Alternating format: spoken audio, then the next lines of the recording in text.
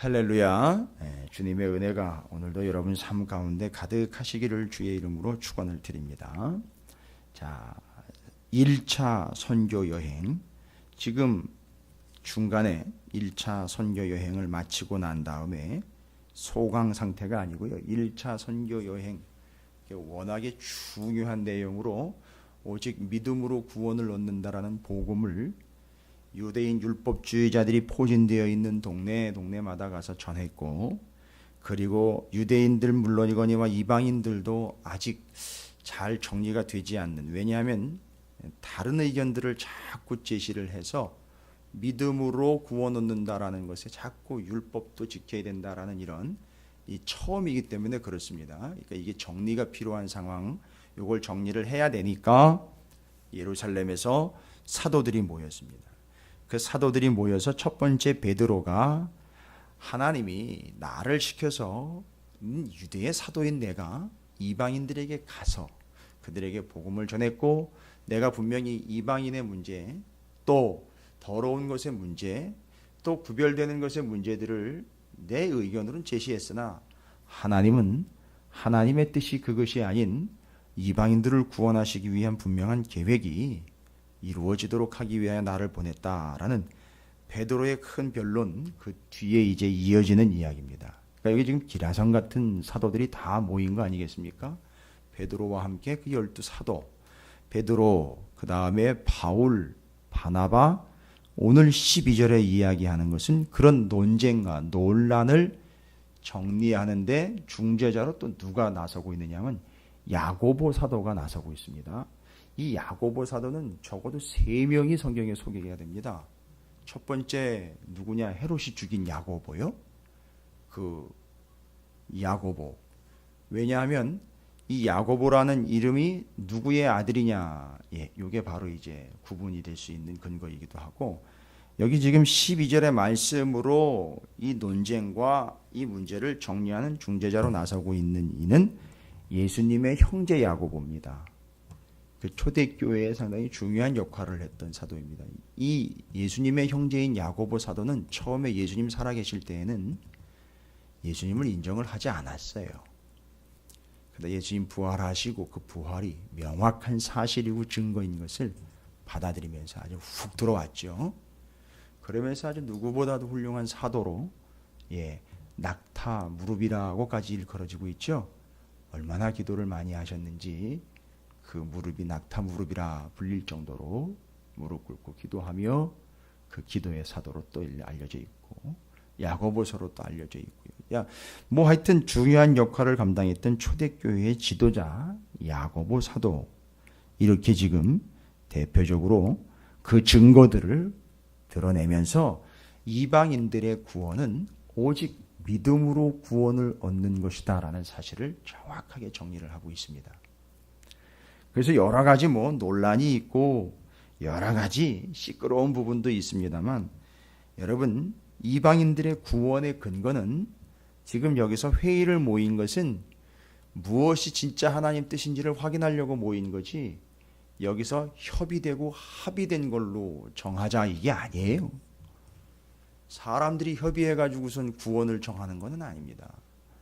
여기 모인 것은 분명한 하나님의 뜻이 무엇인지를 확인하려고 모인 것이지, 그래서 그것을 선포하고 그것을 확정하자고 모인 것이지, 협의해가지고 그래 대충 시끄러우니까 이건 이렇다 그러자 저건 저렇다 그러자, 분쟁과 논쟁을 세력을 잘 봐서 적당히 세력 안배해서 이쪽 이야기도 들어주고 저쪽 이야기도 들어주자, 이런 얘기가 아닙니다. 이방인 쪽도 들어주고 유대인 쪽도 들어주자, 이런 얘기가 아니에요. 만약에 그러면은 어떻게 됐을까요? 1년에도 12번 이상씩 계속 모여야 될 겁니다. 왜냐하면 시끄러울 테니까요. 계속 누가 조금 센 얘기 하면은 그 센 얘기한 것 때문에 또 시끄러워 또 모여야 되고, 또 누가 뭐 조그만 것 또 꼬투리 잡으면 그것 때문에 또 모여야 되고, 매일 회의만 하다가 끝날 거예요. 뭐죠? 처음에 이야기했을 때 구제 문제 때문에 시끄러웠죠. 뭐 제쳐놓고요, 말씀과 기도 제쳐놓고 그 일에 전념해버린 우리가 그것 때문에 그걸 일삼는 우리 때문에 이런 문제가 생겼다. 그런 현상이 또 나타날 겁니다. 아마. 그럼 이걸 어떻게 정리해야 되냐? 여러분, 논란과 이렇게 뭐 시끄러운 문제들 다 어떻게 정리가 되느냐 하면 말씀이면 다 정리가 됩니다. 말씀이면 정리가 돼요. 자, 그러면 이방인들의 구원 문제는 사람들이 협의나 합의에 의해서 이루어지는 게 아니라 야고보 사도가 정확하게 이쪽 저쪽 이야기 다 듣고 바울 바나바 얘기 듣고 베드로 이야기 듣고 또 율법 지켜야 된다라는 바리새적인 생각을 가지고 있는 사람들 얘기도 다 들었습니다. 다 듣고 정리를 합니다. 뭐라고 정리를 하느냐? 이게 필요한 거죠. 뒤에 내 생각에는 내 의견에는 이라고 이야기했지만 내 의견이 아니라 자기 개인적인 소견이 아니라 하나님이 뭐라 하셨기 때문에 우리는 그걸 따라야 한다라는 분명한 뜻을 이야기하고 있죠. 이방인들의 구원은요, 어떻게 근거를 삼아야 되는 겁니까 도대체? 바울과 바나바, 베드로가 센 사도들이니까 그들 얘기를 들어야 됩니까? 아니면 우리가 여전히 유대인이니까 유대의 지도자로 여전히 소리를 높이고 있는 바리새파 사두개인들을 영향을 받을 뿐만 아니라 아직도 여전히 율법을 지키고 있는 유대적인 성향을 또 손들어 줘야 되느냐? 자, 이 사이에서는 쉼 없다는 얘기를 제가 드렸어요. 이거 멈추지 않습니다. 모든 논쟁과 분쟁과 모든 시끄러운 것들을 잠재울 수 있는 유일한 방법은 말씀이라고 얘기를 드렸어요. 그럼 이방인들의 구원의 근거는 말씀으로 이야기를 해야 된다는 거죠. 이게 진짜 사도입니다. 사도 야고보가 뭐라고 얘기합니까? 16, 17, 18절이 핵심입니다. 이방인들이 구원받는 문제는 우리가 왈가왈부할 문제가 아니고 하나님의 말씀에 철저하게 근거한다. 15절이죠. 선지자들의 말씀이 이와 일치하도다 기록된 바. 딱 요거예요. 베드로가 참 이야기 잘했습니다. 베드로의 이야기가 바로 하나님의 뜻이 어떻게 이방인들에게 그 이방인 백성들을 취하시려고 어떻게 돌보신지 시몬 곧 베드로가 잘 얘기했습니다. 그런데 그건 베드로의 개인적인 일과 개인적인 의견이 아니라 이 일은 바로 하나님의 말씀과 정확하게 일치하는 일이고 하나님의 말씀이 기록된 바가 이루어진 일입니다 라고 성경을 인용을 합니다. 구약 성경이죠. 어디냐 하면 아모스 9장 11절 12절을 정확하게 인용을 합니다. 뭐 여러 구절들도 있는데 아모스 9장 11, 12절 말씀이 16, 17, 18절에 나와 있는 내용입니다. 어렵지 않습니다. 이후에 내가 돌아와서 다윗의 무너진 장막을 다시 지으며 또 허물어진 것을 다시 지어 일으키리니. 집 짓는 얘기죠. 무슨 얘기입니까? 가문 이야기예요. 가문. 뭐 성전 이야기라고도 해도 되겠죠. 왜요? 다윗이 지은 성전, 내가 그 성전이다라고 오신 예수 그리스도, 다윗 왕 그의 후손 예수 그리스도. 지금까지 다윗이 왕으로 세워져서 다윗의 후손의 왕으로 세워졌던 사람들이 BC 164년 이후로는 사두개파에서 왕으로 세워져 가지고 아시죠? 제사장과 왕이 겸직하고 있었던 신구약 중간시대 때. 그러면 이런 걸 다 따져보면 다윗의 왕가가 다윗의 후손으로 왕이 세워졌던 역사가 중간에 끊어진 겁니다. 그럼 뭘 얘기하는 겁니까? 성경대로 말하면 다윗의 무너진 장막인 거예요. 근데 이게 다시 세워진다는 얘기입니다. 뭔 얘기입니까? 건물 세워지는 것, 벽 세워지는 것, 벽돌 쌓는 얘기가 아니라 예수 그리스도가 그 후손으로 다시 와서 그분이 왕, 만왕의 왕, 유대인의 왕으로 다시 등극하는 이야기입니다. 뭔 얘기입니까? 바로 다윗의 후손인 예수 그리스도께서 이 땅을 지배하며 다스리실 하나님의 아들이시지만 하나님으로서 이 땅 가운데 왕으로 오실 다윗의 왕위가 그 허물어진 것이 다시 지어지게 되면 어떤 현상이 나타난다는 것이죠? 남은 사람들과 내 이름으로 일컬음을 받는 모든 이방인들이 다 그 집으로 들어오게 된다. 이런 얘기입니다.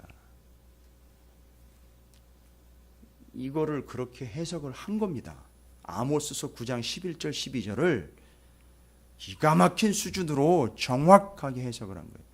그래서 그 다윗의 무너진 집인 다윗의 계통인 왕권이 다시 회복돼 예수 그리스도가 이 땅에 오시면 그 예수 그리스도에게로 마치 솔로몬 성전, 다윗이 준비했던 성전을 짓고 난 다음에 여기 이방인의 뜰로 이방인들도 들어오고 유대인들도 들어와가지고 기도하면 들어주시고 용서를 구하면 용서해 주십시오라고 구원을 선포했던 바로 그 성전과 같이 그 집이 다시 지어지듯 예수 그리스도께서 죽으셨지만 무너진 것 같지만 다시 일어나 세워지게 되면 그 예수의 이름을 믿는 자 부르는 자들이 다 예수께로 와가지고 유대인이든 이방이든 다 그들이 구원을 얻게 된다라는 아모스서 9장 11, 12절을 야고보 사도가 정확하게 해석을 해주는 거예요. 할 말이 없는 거예요. 뭡니까? 말씀대로 이방인들이 구원을 얻게 됐다는 거죠. 너희들이 아무리 모세의 율법을 계속 공부하고 배웠다 하지만 그 율법에 의해서는 죄가 무엇이고 내가 죄인이라는 걸 깊이 깨닫고 그러니까 내가 죄를 용서함 받고 구원을 받아야 된다는 아주 절대적이고 절실한 필요성을 느낄 때 오호라 나는 곤고한 자라 어떻게 구원을 얻어야 되는가? 예수 그리스도를 통하여 구원을 얻어야 된다는 것이 아모스서 선지자의 말씀과 같이 그렇게 이루어진 것, 이것은 근거로 해서 이와 같이 이방인들도 반드시 말씀의 근거에서 구원을 얻게 된다. 19절 그러므로 내 의견에는 명확하게 제시된 이걸 근거로 말하자면 이방인 중에서 하나님께로 돌아오는 자들을 괴롭게 하지 말라. 그래서 이방인들 들어오면 뭐 하기 시작한다는 거죠? 텃세 부리기 시작하고 율법으로 판단하기 시작한다는 것이죠. 오직 믿음으로 하지 않고 거기다가 플러스 알파 율법으로 재고 판단하고 걸고 넘어진다라는 얘기죠. 그렇게 하지 말라는 거죠. 왜요? 정서상 안 좋다? 새가족들 상처받으니까? 아니요. 말씀이 분명히 이방인들이 왜 구원을 얻는지 정확하게 기록해 놨으니까 건들지 말아라. 요 얘기하는 거예요. 뭔 얘기입니까? 이방인들이 구원 얻는 근거? 예, 유대인들도 마찬가지예요. 말씀이에요. 이미 말씀에 기록된 바이기 때문에 그렇습니다. 그래서 기록된 바라고 아주 여운을 깊게 남기면서 16, 17, 18절에 아모스 선지서의 말을 정확하게 인용을 합니다. 그리고 그 뒤에 이어지는 19절부터 21절까지는 자, 이제 말씀대로 성취가 된 거다. 말씀대로 이루어진 것이다. 예수 그리스도께서 그 말씀이시면서 그 말씀의 완성자로서 믿는 자들에게 구원이 임하게 되었으니까 자, 이제 그 외의 것으로는 문제 삼지 말자. 말씀이 그렇다는데 그 말씀 외에 다른 걸 가지고 자꾸 이야기하지 말자. 분명히 율법은 역할을 다 했다라고 말했어요. 율법의 역할 나쁜 게 아니에요. 율법은요. 그걸 오용한 것이지 나쁜 게 아닙니다. 왜냐하면 율법을 비추어 보지 않으면 뭐가 죄인지 어떻게 알겠습니까? 율법에 비추어지지 않으면 자기가 죄인인 걸 어떻게 알겠어요? 그게 그 역할에 다합니다. 몽학선생, 인도하는 유모와 같은 그런 역할들, 율법 통해서 죄인인 걸 깨달았고 반드시 예수 그리스도를 믿어야 구원을 얻는다라는 놀라운 사실을 이제 이렇게 말씀에 근거해서 정리를 합니다. 따라서 정리합니다. 유대인들이 자꾸 율법 지키라고 이야기하고 오직 믿음으로만 구원 얻는다라는 걸 또 이야기할 때 자, 이거는 정리하자. 이건 정리하자. 정확하게 말씀의 근거에 유대인과 이방인들이 다 말씀 때문에 구원을 얻는 것 정확하게 정리했지만 말씀이 근거니까 유대인들 너희들 잘 들어. 내 동족들 잘 들어. 말씀 외의 것을 자꾸 추가하지 마라. 구원 얻는 데 있어서 말씀에 기록된 것 외에 자꾸 추가하지 말고 이방인 너희들은 따라서 말씀 아닌 것들은 자꾸 취하지 말아라. 다시 한번 말씀드릴게요. 야고보 사도가 정확하게 정리한 취지의 내용입니다. 말씀이 정확한 근거니까 너희 유대인들은 말씀 외의 것을 자꾸 추가하지 말고 이방인 너희들은 말씀 아닌 것들을 자꾸 취하지 말아라. 그래서 그 이야기가 뒤에 뭐라고 나와 있죠? 할례 얘기나 율법 얘기 자꾸 추가해서 이거 더하라고 유대인들은 얘기하지 말고 이방인 너희들은 지금까지 어떻게 살아왔느냐? 음행, 우상, 더러운 것들, 이상한 것들, 잡다한 것들을 다 뒤섞어 가지고 살아왔다면 이제 말씀이 근거가 됐으니까 그런 것들은 싹 버리고 유대인 너희들은 자꾸 율법을 추가하려고 하지 말아라. 이렇게 정리를 끝내버린 겁니다. 그래서 다시 한번 이 본문 말씀을 통해서 유대인이 됐든 이방인이 됐든 구원받는 근거는 하나님의 말씀에 근거한다. 말씀 외의 것을 추가하지 말 것이요 말씀 아닌 것들을 붙잡고 살아가서는 안 된다라는 게 유대인과 이방인들을 바라보면서 정확하게 정리하는. 그럼 어떻게 될까요?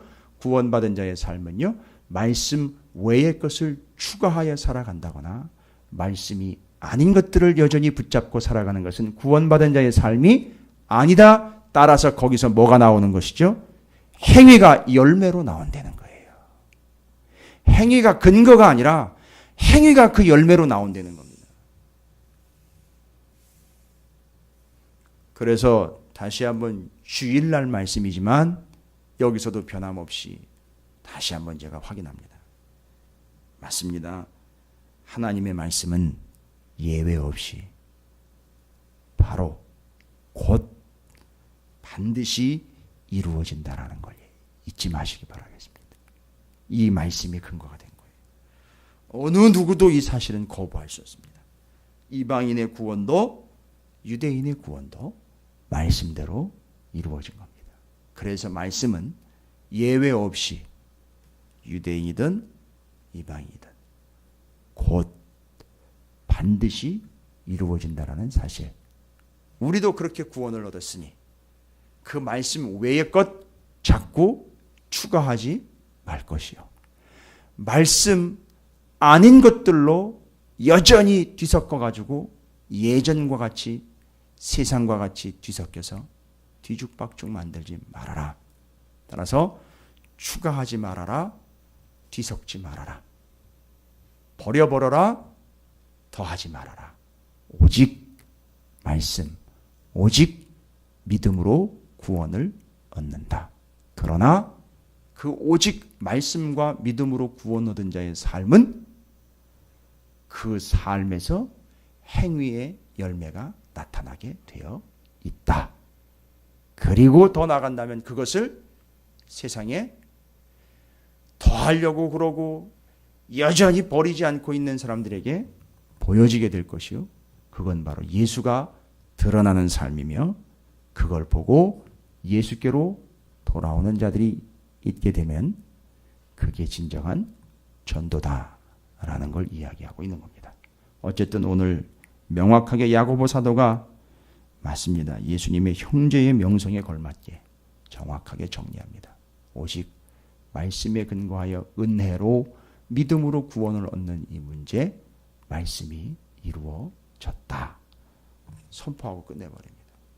정리를 끝내버립니다.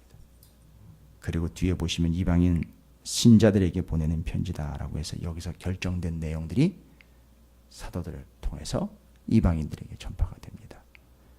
잊지 마십시오. 말씀에 기록된 바가 이루어지고 있습니다.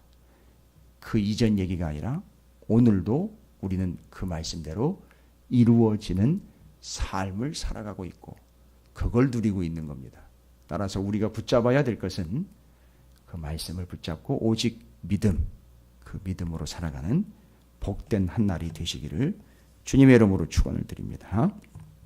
오늘도 여러분의 삶은 하나님의 말씀이 예외 없이 곧 반드시 이루어지는 삶이 될 줄로 믿습니다. 그 증거가 바로 나지요, 나. 그래서 내가 구원을 얻은 겁니다. 성경적 관점으로 보면 내가 이방인 아닙니까? 그렇죠. 율법적 관점으로 보고 구약적 관점으로 보고 성경의 관점으로 보면 여전히 나는 이방인이었지요. 내가 어떻게 구원을 얻습니까? 그런데 그 말씀이 어떻게 이방인이 그렇게 말씀을 붙잡고 살아갈 수 있겠습니까? 은혜입니다. 하나님의 뜻입니다. 잊지 마시고 오늘 한날도 그 말씀을 붙잡고 말씀대로 이루어지는 삶, 여러분 삶이 되시기를 다시 한번 주님의 이름으로 축원을 드립니다.